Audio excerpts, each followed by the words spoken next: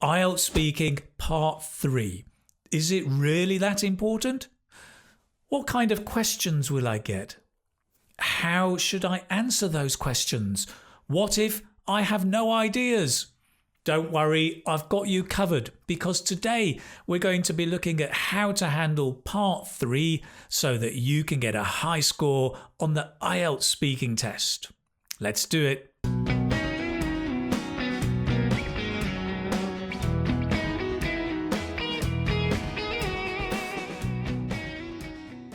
So IELTS Speaking Part 3, yes, it is really important, right? Because the longer turns mean that you have a chance to show off more language, show your fluency and your flexibility, right?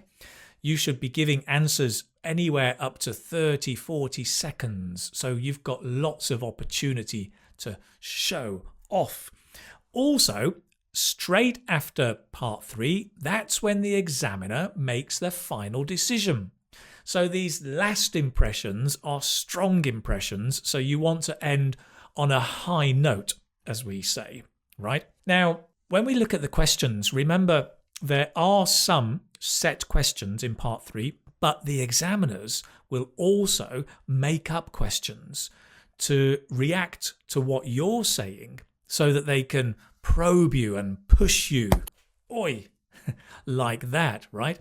So it's very, very hard to predict exactly what you'll be asked, which is why it's so important you focus a lot on building up your language level, not only exam techniques, right?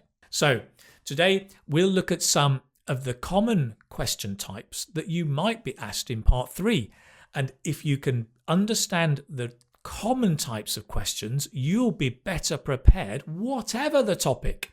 You'll be a super candidate or a super student. Okay, now in my last video, we looked at Part 2 topics and cue cards, recent cue cards in 2021. If you haven't seen that, go and check it out at the end of this video. So what I'll do today, right, is I'm also going to be looking at the same cue cards and the same topics, but looking at Part 3. Okay, so lots of tips, tricks, great language, and a bit of fun as well. Let's begin.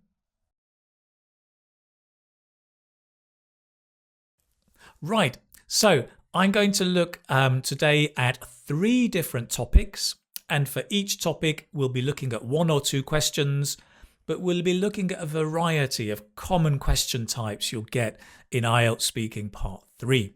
Okay, the first topic I'd like to look at is people, and in particular, famous people. Okay, now then, in Part 2, you may be asked to describe a famous person, and then in Part 3, there'll be a development of that conversation or that topic. One of the very common question types is, what are the advantages and disadvantages of something? So maybe what are the advantages and disadvantages of becoming famous, right? This may be phrased in a different way. It may be, what are the pros and cons of becoming famous? Or what are the upsides and downsides of becoming famous? So just be aware the question may be in a different format. Now, a really important point here is this is not IELTS writing. It's different. In IELTS writing, with that question, you have to talk about the advantages and disadvantages and then have a kind of a balanced conclusion, right? Not so in speaking. Not at all. You don't have to talk about both sides. You could just talk about the advantages. That's fine. You could just mention disadvantages. That's fine. If you want and you have time, you can mention both. The important thing to remember is that the question is just like a platform or a springboard to dive into the conversation, right? So think of the question as a platform to begin the conversation. It's guiding you, but you don't have to answer every bit of it, right? That's really important. Okay, so to answer this question, I'm going to look first at maybe a sample answer, and then we'll look at kind of the structure and the language that was used. So I've decided to invite, hello, yes, come in. I've decided to invite my friend in, and I'm going to ask him this question. Let's see what he says.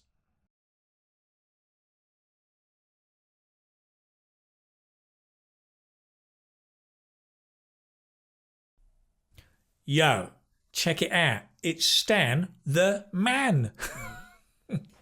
So, in answer to your question, about famous people, for me, the upsides are that you can make an absolute fortune.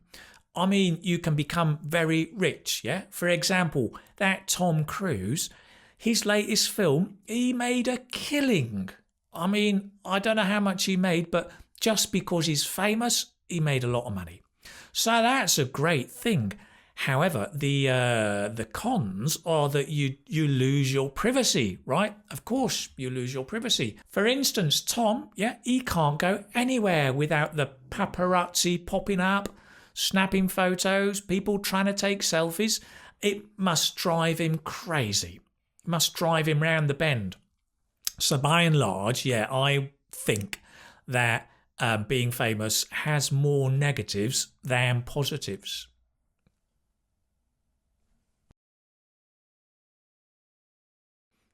So let's have a look how you might answer this question.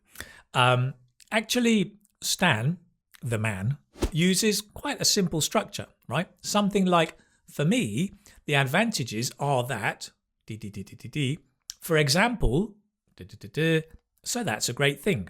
The disadvantages are that, for instance, so overall, I think,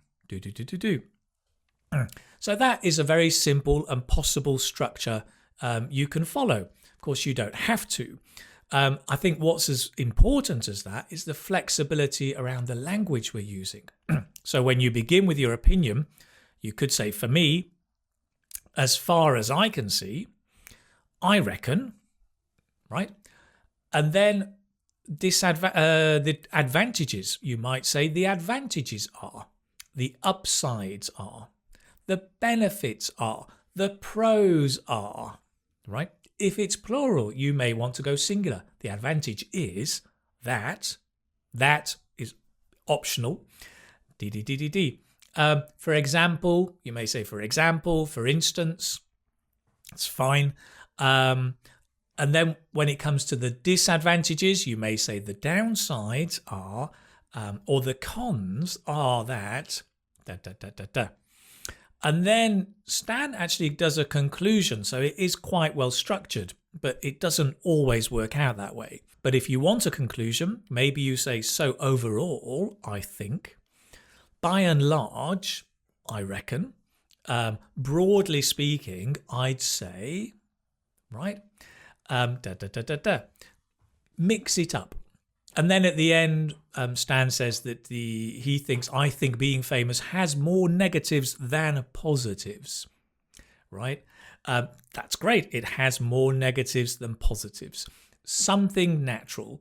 And so there, I think the key thing is that you're mixing up the different possibilities, right? Practice changing different words. But that's a very nice way you can approach the advantages and disadvantages question. Do remember, you don't have to talk about both. It's just a platform to start talking. Great. Stan also has some nice language, right? What did he say? You can make a killing. Tom Cruise made a killing, make a lot of money. Make a fortune, make a lot of money. Lose your privacy is a nice little collocation. People snapping his picture, the paparazzi popping up. Lots of lovely language. Anyway, let's move on to the next question. Are the kinds of people who are famous today different from the past? Notice, again, this question may appear in different forms. It may be, how has changed in recent years? It's comparing now and the past. It may be comparing now and the future, right? How will this change in the future? So just pay attention to the tense and what is being compared here. And now let's see how Stan answers this question.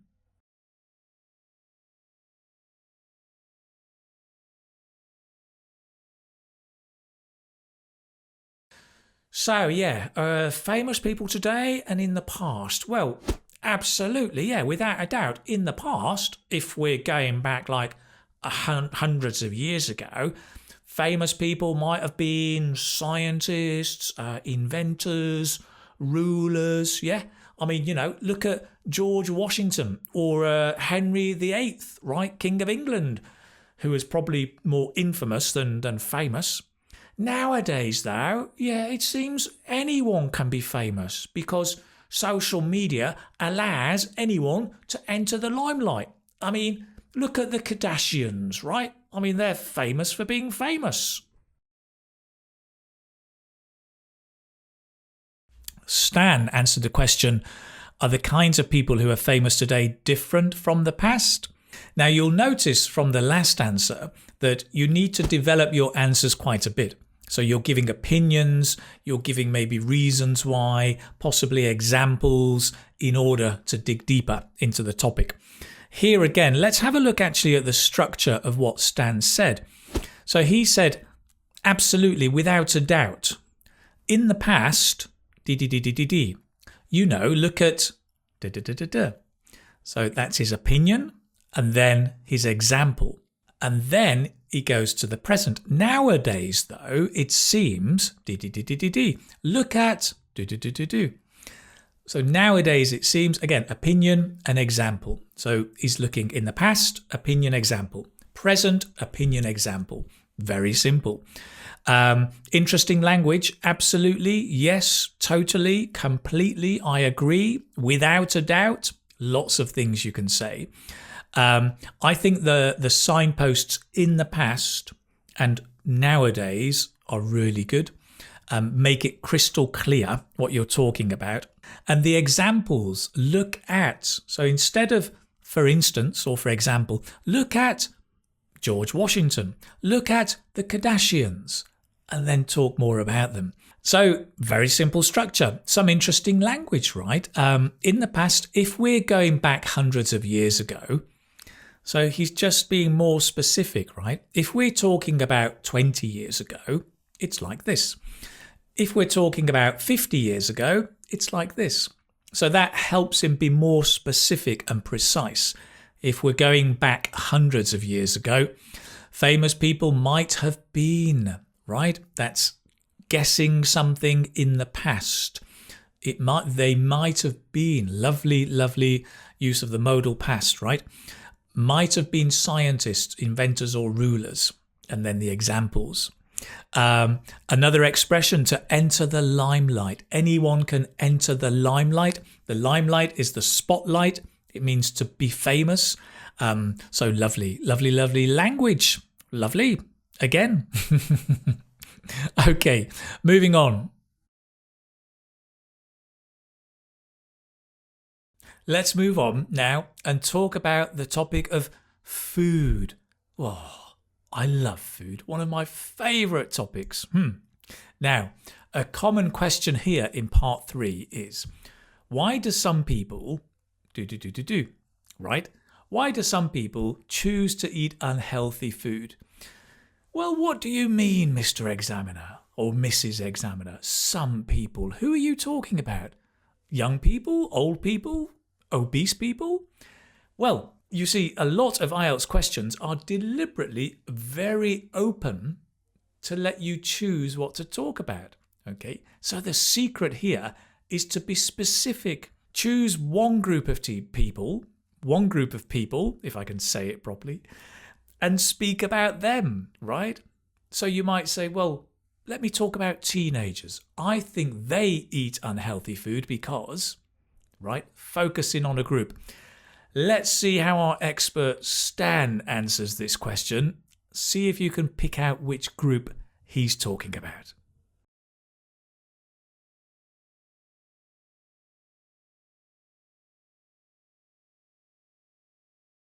So, why do some people choose to eat unhealthy food? Yeah, great question. I mean, I guess it depends, right? If you're talking about, like, I don't know, working class, married couple who are struggling to get by, and it might be that they can't afford healthy food, yeah? But if we're talking about teenagers, they just may not know that certain foods are unhealthy. I mean, look at the advertising, right, that McDonald's does. You could be forgiven for thinking it's actually a healthy alternative. But no, it's not, obviously.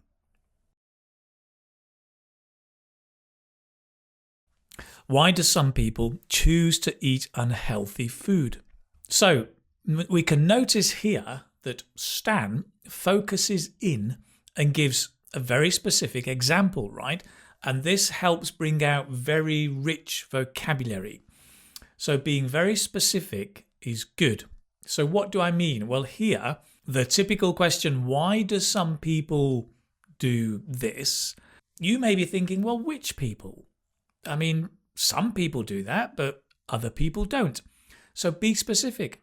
Identify a small group of people and talk about them.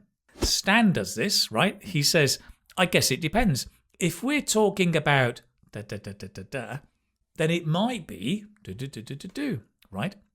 And then he says, but if we're talking about teenagers, I mean, look at So he identifies different groups of people. If we're talking about a working class married couple on the one hand, and then later, if we're talking about teenagers, he gives a different answer. So that's a very good strategy to take here. And again, when he gives an example, he says, I mean, look at the advertising that McDonald's do. I mean, look at, nice phrase to use.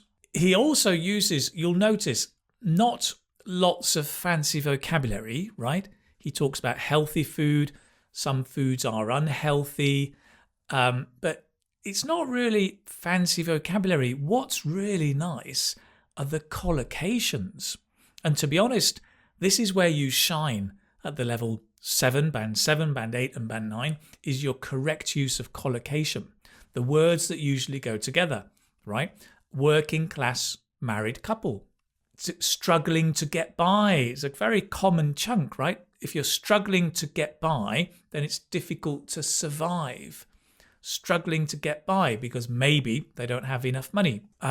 Healthy food, of course, a healthy alternative is a nice collocation when you go to the restaurant and they offer you this, and then there's a salad. Well, the salad might be the healthy alternative instead of, I don't know, donuts or hamburgers or hot dogs. What else is there? Do advertising. Simple but nice and effective, right? You could be forgiven for thinking is quite a nice expression, right? You could be forgiven for thinking, which basically means you've made a mistake or you might make a mistake, and it's very understandable why you would make the mistake, right? Because something's not very clear. So if something's not clear, you could be forgiven for thinking So what I mean here is in McDonald's, right? It's a fast food restaurant. But nowadays, they're promoting their salads. They've changed some of their soft drinks for water. Instead of apple pie, they have an apple. You know, you might think it's actually a healthy restaurant. It's not, but it's not very clear. You might think it's a healthy restaurant. You could be forgiven for thinking it was a healthy restaurant. Nice. So do notice again, lots of the collocations are so important in your vocabulary. Excellent. Moving on. And now let's move on to the topic of imagination. And specifically this question. Do you think children have more imagination than adults? So this kind of question is very common in part 3, and it's a comparing A and B, right? Comparing apples and oranges. Here it's about children and adults. Very often you get young people and old people, men and women. So this is, do you think is more or less than da da da da. Sometimes you do get controversial questions. Controversial just means, very debatable questions that may be surprising. So you may be asked, do you think women have more imagination than men? Wow. But that sometimes happens. And if it does, don't be afraid to disagree, right? Just because it's the examiner, you don't have to say yes and then think, what do I say? You can say, no, I don't think so. Actually, I think da da da da da, right? So you don't have to agree. Remember, the examiner is probing you and pushing you to see how you react and how you can use your English to handle this conversation. And now let's see how our IELTS super candidate, Stan the man, answers this question.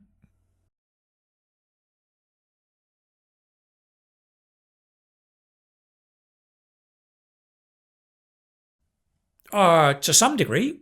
I mean, children use their imagination every day, right? Whether it's playing games, painting, thinking out the box. For example, when they play video games, they will look for ways to cut corners or use cheats, right? And the like. But obviously, adults can be creative too. I mean, I'm thinking of your artists and business people, right? All those small businesses that have faced closure during COVID, many of them have come up with creative solutions to keep going, right? So some adults can be as imaginative as children. It all depends, really. So in this question, do you think children have more imagination than adults? Let's look at the structure that Stan used. So he said, well, to some degree, right? For example, but obviously, as well. So here is a very simple structure, saying it depends, basically. It depends to some degree, to some extent, maybe. Another very natural one is when you're giving a list of things. For example, here, in the example, when they play video games, they will look for ways to cut corners or use cheats and the like. And the like means and things like that. But it's just a different expression. It's nice. And then another expression at the end, it all depends really, right? It all depends really. Very simple language, but very effective because that's a chunk. It's a very common chunk, right? It all depends really. Another chunk is the but obviously, and here Stan is giving a second idea, or he's contrasting the first one about children and then secondly adults, but obviously too. You may say also or on top of that, adults can be creative as well. Different ways of saying it. And again, I notice Stan has some really interesting chunks of vocabulary, these collocations, right? And some expressions, thinking out of the box, which means to be creative in your thinking. To cut corners, right? To cut corners, if there's a corner, right? Here's the corner on the book here. If I want to go from here to here, then this is the long way and this is the short way. So you cut corners, right? You cut corners is to go more quickly. So when you're either maybe cheating, but not necessarily. You cut corners. What else? Face closure. Many businesses faced closure, right? They had to close and come up with creative solutions. So have creative solutions. And then at the very end, there is some comparison language, right? Adults can be as imaginative as children, which means the same level, right? As imaginative as children. So you don't have to use comparative languages, but it is an opportunity to show that off. Again, notice the power of these chunks and these collocations. That's where it all really lies. So today we've looked at different question types for IELTS Speaking Part 3, and well, how to answer them, basically. We've looked at lots of natural language, those chunks and collocations, and a few expressions, all of which I hope will help you prepare for your IELTS speaking test. If you've liked this video, you might like my online course, IELTS Speaking Success Get a Band 7, which not only looks at part 3, but also looks at part 2 and part 1. In fact, it's a complete course to help you prepare for the IELTS speaking test. Check out the link below. If it's right for you, go for it. That's it for today. If you've liked this, please do leave a comment. Let me know which part 3 questions you have found difficult. And together, I'm sure we can come up with some ideas and language to help you. Leave a comment below. As always, please do subscribe. Turn on the notifications and then you can find out about new videos coming up. Live lessons every Thursday, which are recorded here as well, and a new video every Saturday. Excellent. As always, it's been a pleasure. Thank you very much for watching. And if you haven't seen the video on the same part 2 topics here, you can go and watch it now. And I'll see you soon. Take care now. Bye-bye.